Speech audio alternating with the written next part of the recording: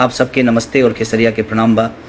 देखिए, आज हम लाइव आए हैं कुछ खास कंट्रोवर्सी को लेकर, जो कि अभी मनी मिराज और वानुदी ग्रेट में चल रहा है। देखिए, आप सब तो जानते ही होंगे कि ऐसा बहुत लोगों के साथ हुआ है और होता है, लेकिन मनी मिराज से हम यही कहना चाहते हैं कि वो उस लड़की को अपना ले, नहीं तो बहुत बुरा होगा, क्योंकि किसी लड़की के साथ भी ऐसा करना कानूनन अपराध है और बुरा भी है। तो इसीलिए हमारा रिक्वेस्ट है मनी मिराज से कि वह उसे अपना ले और उसके साथ ऐसा ना करे। नहीं तो यदि वो आत्महत्या करती है तो उसका जिम्मेदार कोई और नहीं मानी मिराज ही होगा। बाकी हम लोग लड़की के साथ फुल सपोर्ट में हैं।